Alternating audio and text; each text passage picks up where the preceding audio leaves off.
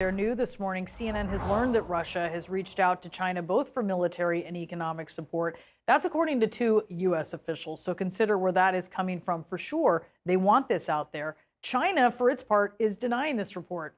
They don't know anything about it. That's what one of the embassy officials said.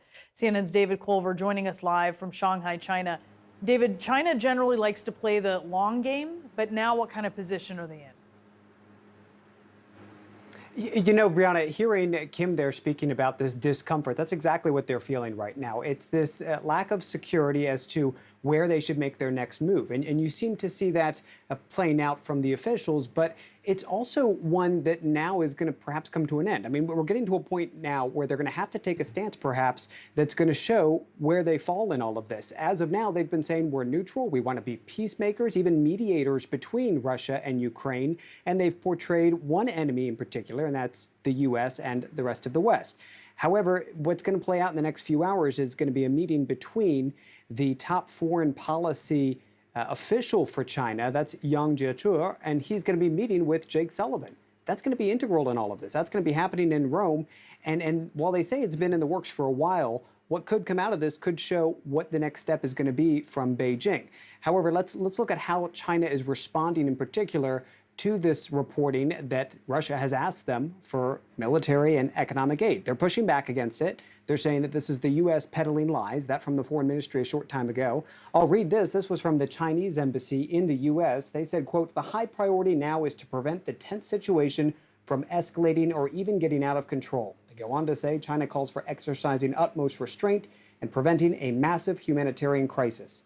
They're doing a lot of talking in all of this. But what could play out in the next few days, weeks even, are actions from Beijing that show, are they going to step forward with a pragmatism that suggests, Brianna, that they're looking at the economic interests of their own population, or is this an opportunity for Xi Jinping to show ideologically where he stands, and is that right next to his best friend, his words, Vladimir Putin, or is he going to say, wait a minute, we need to take a step back, we need to perhaps elevate the opportunity for China to come out of this economically in good shape, versus taking any more hits in all of it? Yeah. Brianna. Are they best friends or are they fair weather friends? I think we're going to see that. David, thank you so much for the report. CNN's Kylie Atwood is joining us live from Washington, D.C. Do we know yet, Kylie, how the Chinese are responding to this request?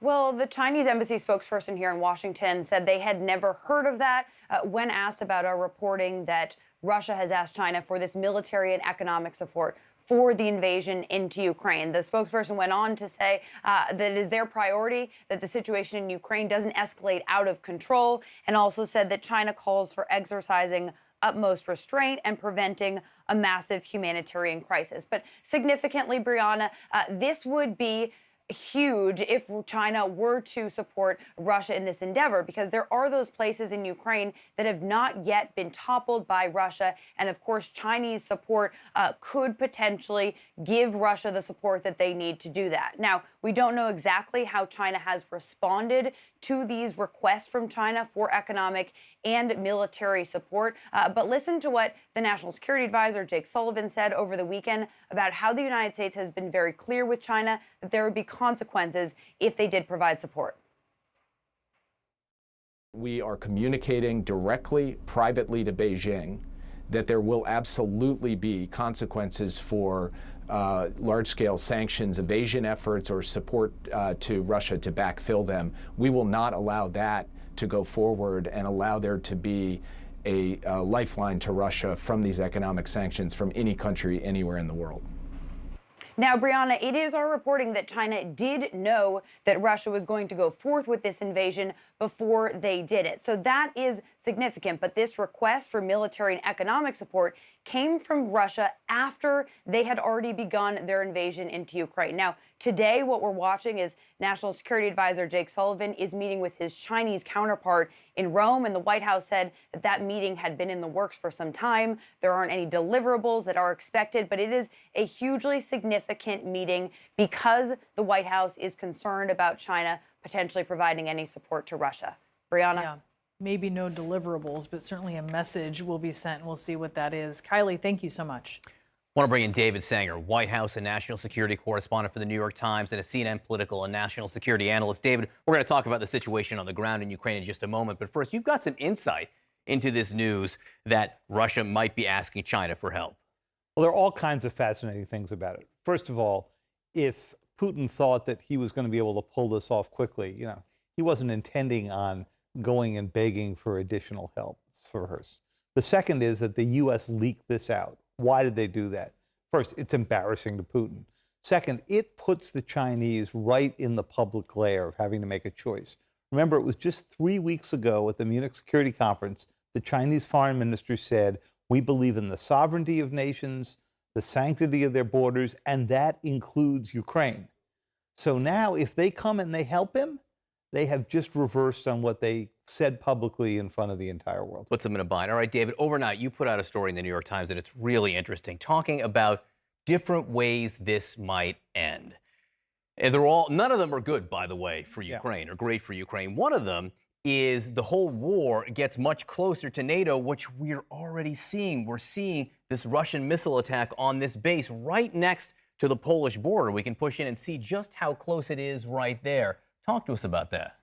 Well, the concern here all along for President Biden has been that he's going to stay out of this war. He doesn't want to get in direct conflict. But he said, if there is move 1 inch into NATO territory, then it invokes Article 5, which is the part of the NATO treaty that says an attack on one is an attack on all.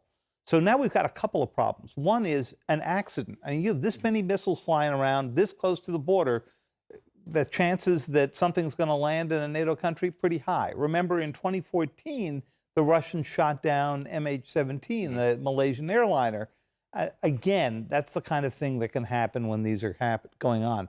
But the second is that there's a lot of concern that Putin may decide to go push beyond this and, go down. If you go back to your original map, look how close he is here to Moldova, right there.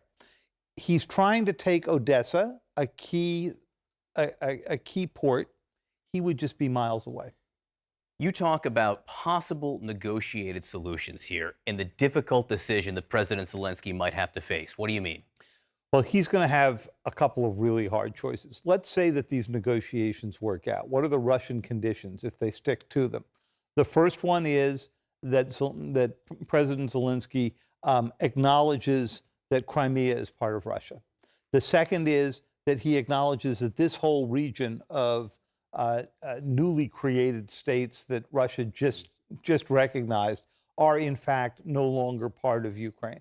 So he would have to give up a big part of his country. He's basically looking to annex or give Russia all this, more or less, right? That's right. So basically that third of the country would go out, or quarter of the country.